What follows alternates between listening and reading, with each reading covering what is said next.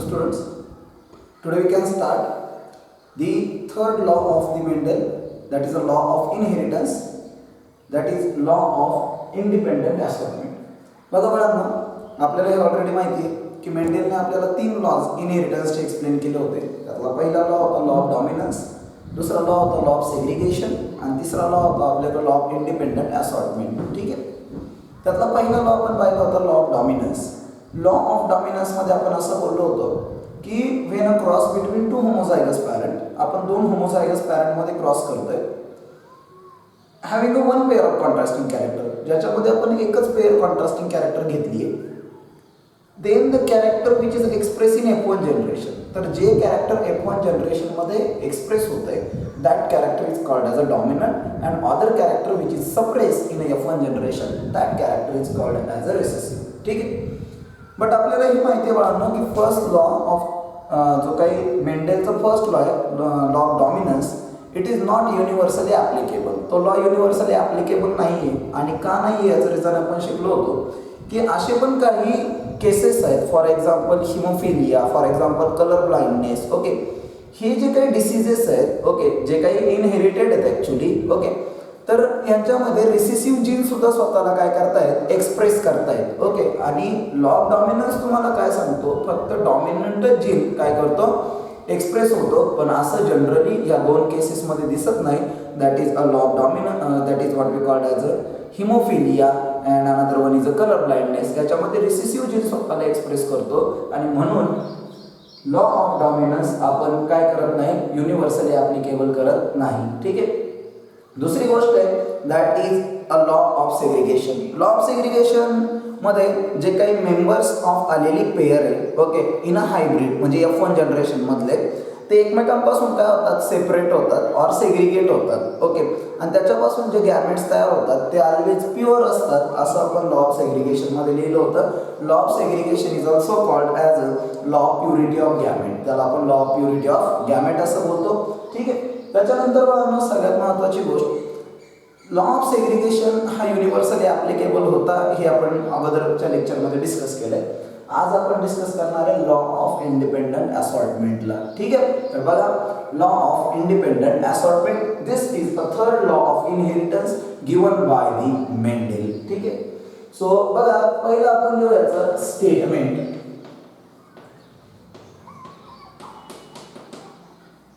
बघा law of independent assortment काय सांगतं, when a cross between two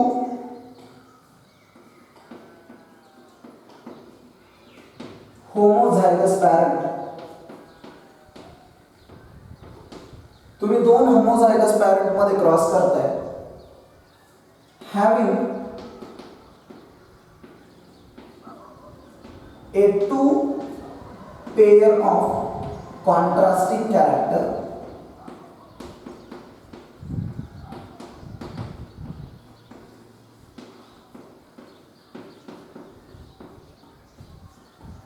ज्याच्यामध्ये two pair of contrasting character आहे. ओके, आता एक गोष्ट लक्षात ठेवा, इथं टू पेअर शब्द आलाय, याचा अर्थ याचं एक्झाम्पल आपण काय घेणार आहे मुलांना, डाय हायब्रिड क्रॉस. काय एक्झाम्पल घेणार आहे, डाय हायब्रिड क्रॉस. ठीक आहे, so when a cross between two homozygous parent having a two pair of contrasting character, then the inheritance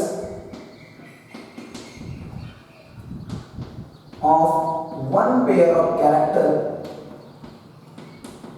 तर याच्यातून एकच पेअर ऑफ कॅरेक्टर जी ती इनहेरिट होते, then the inheritance of one pair of character is independent on another pair. ती दुसऱ्यावरती कशी असते, independent असते. Independently ही काय होते, असॉर्ट होते, इनहेरिट होते. ठीक आहे, तो बघा स्टेटमेंट खूप सिंपल स्टेटमेंट आहे. when a cross between two homozygous parent, आपण दोन होमोझायगस पॅरेंट मध्ये क्रॉस करतोय, ज्याच्यामध्ये आपण two pair of contrasting character घेतले, त्याच्यापैकी एक पेअर कॅरेक्टरची जी ती इनहेरिट होतीये इंडिपेंडंट ऑन अनदर पेयर. ठीक आहे, तर याला आपण बोलतो लॉ ऑफ इंडिपेंडंट असॉर्टमेंट. ठीक आहे. आता बघा मुलांनो, याचा आपण एक्झाम्पल घेऊ. When a cross between two homozygous parent, आपण दोन होमोझायगस पॅरेंट घेतले, having two pair of contrasting character, ज्याच्यामध्ये two pair of contrasting characters आहेत. यामध्ये आपण कॉन्ट्रास्टिंग कॅरेक्टर्स घेऊ. सीड शेप, तर पहिला seed colour and seed shape, असे two pair of contrasting character आपण घेतले. एक सीड कलर घेतलाय आणि एक सीड शेप घेतलाय. Then F1 generation will be. तर आता आपण याचं काय करणार आहे, F1 जनरेशन काय असेल. ठीक आहे. So now we have to perform cross. आता आपल्याला क्रॉस बनवावा लागेल याचा. ठीक आहे. नेहमी आपण क्रॉस मध्ये काय करतो बघा, पहिल्यांदा आपण घेतो फिनोटाइप. ठीक आहे. सो आता बघा आपल्याकडे काय काय कॉन्ट्रास्टिंग कॅरेक्टर आहे. सीडचा कलर, आता तुम्हाला आठवत असेल तर मेंडेलने दोन टाईपचे सीड कलर सांगितले होते, एक येलो आणि एक ग्रीन. ठीक आहे. तर याच्यामध्ये येलो डॉमिनंट असतो. सो सीड कलर येलो आणि ग्रीन आहेत लक्षात ठेवा. आणि सीड शेप दोन आहेत, राऊंड आणि ब्रिंकल्ड. ठीक आहे. तर आपल्याला एक डॉमिनंट कॅरेक्टर घ्यावा लागेल आणि एक रिसेसिव्ह कॅरेक्टर घ्यावा लागेल. ठीक आहे. सो फिनोटाइप आपण वापरणार आहे येलो राऊंड. ठीक आहे. दॅट इज सीडचा असणारा कलर आणि सीडचा असणारा शेप येलो राऊंड. ठीक आहे. क्रॉस विथ ग्रीन wrinkled, याचा क्रॉस आपण कशा बरोबर केलाय, ग्रीन wrinkled बरोबर केलाय. ठीक आहे. दिस इज अ फिनोटाइप. आता तुम्ही फिनोटाइप लिहिल्यानंतर आपण त्याचं काय लिहितो, जीनोटाइप. आता येल्लोचं जीनोटाइप काय असेल बाळांनो, कॅपिटल वाय कॅपिटल वाय. आणि राऊंडचं जीनोटाइप काय, कॅपिटल आर कॅपिटल आर. ठीक आहे. इथं समजा आपण कन्सिडर केलं ग्रीन wrinkled, तर ग्रीन wrinkledचा जीनोटाइप काय, स्मॉल वाय स्मॉल वाय. आणि wrinkleचा काय, स्मॉल आर स्मॉल आर. ठीक आहे. आता फिनोटाइप लिहिला, जीनोटाइप लिहिला, याच्यातून काय सेपरेट होतील बाळांनो, गॅमेट्स. आता बघा मी काय शिकवलं अगोदरच्या लेक्चर मध्ये, की जर जीनोटाइप होमोझायगस असेल तर एक गॅमेट निघेल आणि हेटेरोझायगस असेल तर दोन गॅमेट्स निघतील. आता इथं तुम्हाला काय दिसतंय बाळांनो, होमोझायगस आहे, कॅपिटल वाय तर याच्यातून एक गॅमेट निघेल. आणि कॅपिटल आर ते पण होमोझायगस आहे, मग याच्यातून सुद्धा एक काय निघेल, गॅमेट निघेल. That is a capital Y capital R. आणि दुसरा जो गॅमेट निघेल, this is small Y homozygous आहे, that is small Y small R तो सुद्धा होमोझायगस आहे, मग याच्यातून एक गॅमेट निघेल, याच्यातून एक गॅमेट निघेल, that is small Y small R. ठीक आहे. आता यांच्यापासून आपल्याला एक जनरेशन मिळेल, which generation, that is first filial generation, that is F1 generation. या दोघांना फ्यूज करू आपण आता. So capital Y small Y, याच्यात जो डॉमिनंट आहे तो पहिल्यांदा लिहू, दॅट इज कॅपिटल वाय. त्याचा रिसेसिव्ह आली स्मॉल वाय. कॅपिटल आर, त्याचा रिसेसिव्ह आली स्मॉल आर. ठीक आहे. So capital Y capital R small R. आता कॅपिटल वाय आणि स्मॉल वाय मध्ये डॉमिनंट कोण आहे, that is capital Y. Capital Y काय रिप्रेझेंट करतोय, येलो. आणि कॅपिटल आर आणि स्मॉल आर मध्ये डॉमिनंट कोण आहे, दॅट इज राऊंड. तो हा काय रिप्रेझेंट करतोय, राऊंड. ठीक आहे. सो कॅरेक्टर काय मिळालं आपल्याला F1 जनरेशन मध्ये, येलो राऊंड. ठीक आहे. क्लिअर. आता बघा आपण स्टेटमेंटला प्रूव्ह करू. काय सांगितलं स्टेटमेंटने, when a cross between two homozygous parent. बघा तुम्ही दोन होमोझायगस पॅरेंट मध्ये क्रॉस करता, having two pair of contrasting character, तुम्ही दोन पेअर ऑफ कॉन्ट्रास्टिंग कॅरेक्टर घेतले, एक सीड कलर घेतलाय, एक सीड शेप घेतलाय. Then the inheritance of one pair of character, तर या दोन पैकी एकच पेअरची कॅरेक्टर ओके काय झाली आहे, दॅट इज इनहेरिट झाली, दॅट इज येलो राऊंड. ठीक आहे, विच इज इंडिपेंडेंट, जी कशावरती डिपेंड नाहीये, ग्रीन रिंकल वरती डिपेंड नाहीये. ठीक आहे, ती इंडिपेंडेंटली काय झाली, इनहेरिट झाली. ठीक आहे, तर याला आपण काय बोलतो बाळांनो, that is a law of independent assortment. ठीक आहे, तर इथपर्यंत आलं आपल्याला कुठली जनरेशन मिळाली, F1. पण आता आपल्याला कुठल्या जनरेशनला मिळवायचं, F2. हे तर तुम्हाला माहिती आहे का F1 जनरेशन पासून F2 जनरेशन जर तुम्हाला मिळवायचं असेल तर तुम्हाला काय करावं लागतं, सेल्फिंग करावं लागतं. ठीक आहे, सो बघू आपण सेल्फिंग. F1 हायब्रिड जे मिळाले तुम्हाला capital Y small y capital R small r. ठीक आहे, त्याचा आपण काय तयार करू, F2 जनरेशन आपल्याला मिळवायचे, त्याच्यासाठी त्याचे गॅमेट्स बनवणं गरजेचं आहे. सो ऑन सेल्फिंग बोलू आपण. ठीक आहे, पहिल्यांदा गॅमेट्स बनवूया, मग फ्युजन सेल्फिंग दाखवू. काय मिळालं मॅडम आपल्याला, capital Y small y capital R small r. ठीक आहे, याचं कॅरेक्टर काय आहे, येलो राऊंड, हे मिळालं होतं आपल्याला. आपण एक काम करू, इथूनच आपण याचे काय सेपरेट करू, गॅमेट सेपरेट करू, दॅट इज कॅपिटल Y. आता हेटेरोझायगस आहे, चार गॅमेट्स तयार होतील, capital Y small y capital R small r. हे याच्याबरोबर फ्यूज करू, कॅपिटल Y एकदा याच्याबरोबर फ्यूज होईल, कॅपिटल Y कॅपिटल R मिळेल. हा कॅपिटल Y बरोबर स्मॉल y R बरोबर फ्यूज होईल, कॅपिटल Y स्मॉल r मिळेल. इथं स्मॉल y कॅपिटल R बरोबर फ्यूज होईल, स्मॉल y कॅपिटल R मिळेल. आणि स्मॉल y स्मॉल r बरोबर फ्यूज होईल, स्मॉल y स्मॉल r मिळेल. आपण ह्या गॅमेट्सला पाहून सुद्धा काय म्हणू शकतो बाळांनो, हे सुद्धा गॅमेट्सच आहेत, लक्षात ठेवा. ठीक आहे, सेल्फिंग मी एकाच पद्धतीने दाखवलंय, म्हणजे हा ऍक्च्युअली सेल्फ क्रॉसच आहे, करून दाखवलं तर आपण हेच गॅमेट तुम्हाला मिळतील, पण मी एकाच पार्ट मधून ड्रॉ केलंय त्याला. ठीक आहे, सो बघा capital Y capital R, capital Y कशासाठी असतं, yellow, R capital R round, मग हे कॅरेक्टर काय आलं, येलो राऊंड. ठीक आहे, इथं बघा capital Y small r capital Y round yellow आणि small r what we called as a wrinkled, मग इथं काय म्हणालं, येलो रिंकल्ड. इथं काय राहणार, small y that is green आणि हा capital R that is round, म्हणजे हे कॅरेक्टर काय आलं, ग्रीन राऊंड. आणि इथं काय दिसतंय बघा, small y that is green आणि small r that is wrinkled, that is green wrinkled. ठीक आहे, तर हे झाले आपल्याकडे काय, गॅमेट्स. ठीक आहे, आता आपल्याला कोणती जनरेशन मिळवायची आहे, F2 जनरेशन मिळवायची आहे. सेल्फिंग आता आपण इथं करणार आहे. ठीक आहे, सो हेच गॅमेट्स फ्यूज करू आपण. ठीक आहे, by using Punnett square or checkerboard method.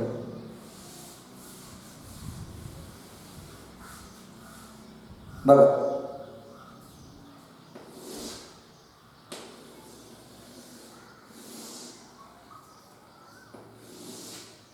एक सिंबॉल आहे मेल आणि हा सिंबॉल आहे फीमेल. ठीक आहे, चार गॅमेट्स तुम्हाला मिळाले.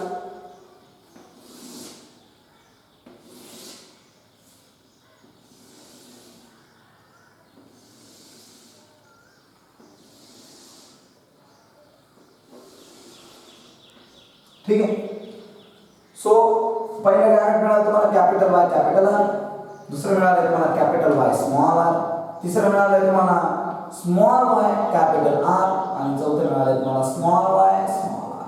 ठीक आहे, चला हेच गॅमेट्स आपण इथं लिहू, capital Y capital R capital Y small r small y capital R small y small r. ठीक, फ्यूज करू आपण याला. ठीक आहे, बघा हा प्रत्येकाबरोबर फ्यूज होईल अशा पद्धतीने. ओके, तर बघा capital Y capital Y capital R capital R. Character इथंच द्यावं वाटलं असतं. काय कॅरेक्टर येतो इथं, काय कॅरेक्टर मिळणार, राऊंड. सो काय मिळालं, येलो राऊंड. ठीक आहे, दुसरी गोष्ट बघा capital Y capital Y capital R small r. So हे कॅरेक्टर काय, येलो, आणि हे कॅरेक्टर काय, कॅपिटल R स्मॉल r मध्ये डॉमिनंट कोण आहे, capital R, that is known. इथं पण काय मिळालं, येलो राउंड. ठीक आहे. तिसरं कॅरेक्टर बघू आपण. Capital Y small Y, capital R capital R. Capital Y small Y मध्ये डॉमिनंट कोण होणार? Capital Y. मग कॅरेक्टर ऑब्विसली कोणाचं एक्सप्रेस होणार? That is yellow. आणि capital R that is round. So yellow round. आणि इकडे capital Y small Y, capital R small R. So इथं हायब्रिड तयार झालं. सेमच आहे, दॅट इज येलो आणि राउंड. कारण इथं कॅपिटल वाय डॉमिनंट आहे आणि इथं कॅपिटल आर डॉमिनंट आहे. So yellow round. आता दुसरा याला याच्याबरोबर फ्यूज करायचं. ठीक आहे. तर बघा इथं काय capital Y capital R small R. हे काय बघा capital Y that is yellow. आणि कॅपिटल आर स्मॉल आर काय असतं? याच्यापैकी आर डॉमिनंट आहे, that is round. Next capital Y small R. आता कॅपिटल वाय काय रिप्रेझेंट करेल? येलो. पण स्मॉल आर काय रिप्रेझेंट करणार? रिंकल. So wrinkle. ठीक आहे ना. इथं capital Y small Y capital R small R. This is yellow and this is round. Hybrid yellow round. इथे बघा capital Y small R small R. ठीक आहे. इथं काय मिळेल? Yellow wrinkled. ठीक आहे. त्यानंतर नेक्स्ट थिंग असेल that is capital Y small Y capital R. परत इथं तुम्हाला कॅरेक्टर मिळेल dominate capital Y small Y पेक्षा. सो येलो आणि कॅपिटल आर सेम राउंड. दुसरं परत बघू आपण. Capital Y small Y capital R small. इथं काय मिळेल बघा? That is yellow round. आता small Y capital R that is green round. त्यानंतर small Y capital R small R. परत ग्रीन आणि इथं कॅपिटल आर स्मॉल आर मध्ये कोण डॉमिनंट आहे? Round. That is green round. Next that is capital Y small Y capital R small R. So इथं काय बनेल? Yellow round. नेक्स्ट काय होणार? Capital Y small R small R. So this is yellow and this is wrinkled. Next character small y capital R small r. Here green, here round. And last character that is small r small r small r. That is green green. आता finally आपण याचं काय draw करणार आहोत? Phenotypic ratio. So here we write a phenotypic ratio.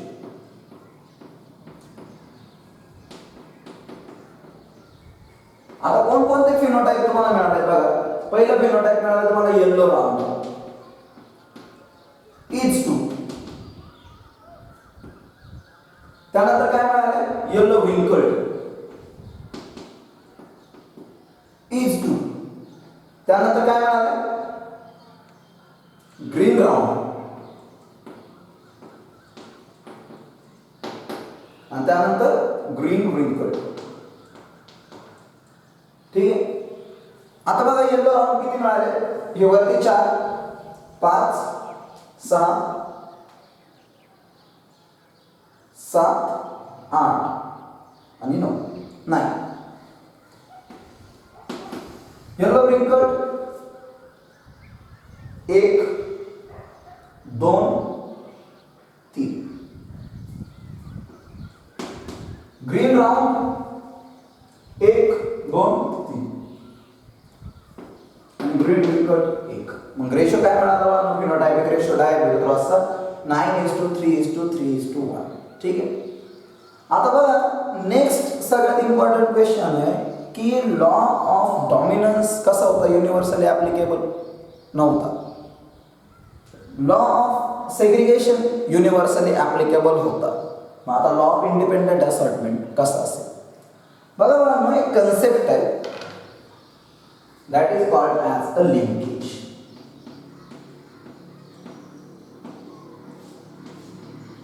ठीक आहे. Linkage काय सांगतं? लिंकेज असं सांगतं की total number of genes present on a chromosome. एखाद्या क्रोमोझोमवरती खूप सारे काय प्रेझेंट आहे? जीन्स प्रेझेंट आहे. आणि ते जीन्स एका जनरेशनमधून दुसऱ्या जनरेशनमध्ये ॲज इट इज ट्रान्सफर होतात. म्हणजे ते ॲक्च्युली काय व्हायला पाहिजे होते? सेपरेट व्हायला पाहिजे होते, पण तसं होत नाही. आता जीनचं सेपरेशन एकाच वेळी होतं ज्यावेळेस रिकॉम्बिनेशन होतं, दॅट इज क्रॉसिंग ओव्हरमध्ये. पण काही वेळेस असं होतं की जर क्रॉसिंग ओव्हर जर तिथं रिकॉम्बिनेशन झालं नाही तर जे कॅरेक्टर्स त्या क्रोमोझोमवरती आहेत ते एका जनरेशनमधून दुसऱ्या जनरेशनमध्ये ॲज इट इज पास होतात. ओके. एक खूप सिम्पल एक्झाम्पल सांगतोय लिंकेजचं. तुम्ही कन्सिडर करा. समजा एक बस आहे. ओके. ती आपण कन्सिडर करू पुणे टू मुंबई जाणार आहे. ओके. त्या बसला तुम्ही म्हणा दॅट इज अ क्रोमोझोम. त्याच्यात जी लोक बसतील बाळांनो त्याला तुम्ही म्हणा दॅट इज अ जीन्स. मग आता काय झालं? Genes are located on the chromosome. बरोबर. आता ही एका जनरेशनमधून म्हणजे आपण आता एक जनरेशनला नाव देऊ तिथं सध्या दॅट इज पुणे आणि सेकंडला नाव देऊ आपण that is a Mumbai. Okay. हे कन्सिडर आहे. म्हणजे पुण्याकडून मुंबईकडे एका जनरेशनकडून दुसऱ्या जनरेशनकडे एका क्रोमोझोमवरती असणारे खूप सारे जीन्स का होणार आहे? इनहेरिट होणार आहे. ठीक आहे. जर त्यातला कुठलाच पर्सन मध्ये कुठेच उतरणार नसेल तर सगळेच्या सगळे जीन्स लक्षात ठेवा त्या क्रोमोझोमला तिथं जे काही सीट्स असतील त्याला कसे बसले असतील बाळांनो? टाईटली. बरोबर. म्हणजे त्या दोन जीनमधलं डिस्टन्स एकदम कसं असेल? कमी. आणि ज्यावेळेस जीनमधलं डिस्टन्स कमी असतं त्यावेळेस लिंकेज टाईट असतं आणि टाईट लिंकेज जर असेल तर रिकॉम्बिनेशन कमी असतं. म्हणजे व्हेरिएशन येण्याचे चान्सेस जे असतात ते कमी असतात आणि जीन्स ॲज इट इज एका जनरेशनमधून दुसऱ्या जनरेशनकडे जातात. मग इथं जीन्स सेपरेट झाले का? नाही. आणि जर इथं जीन्स सेपरेट झाले नाही तर लिंकेजमुळं हा लॉ युनिव्हर्सली ॲप्लिकेबल होत नाही. ठीक आहे. लक्षात ठेवा ही गोष्ट. सो लिंकेज फिनॉमिनॉनमुळे law of independent assortment is not universally applicable. ठीक आहे. पहिला लॉ ऑफ डॉमिनन्स सुद्धा युनिव्हर्सली ॲप्लिकेबल नव्हता. Law of segregation universally applicable होता.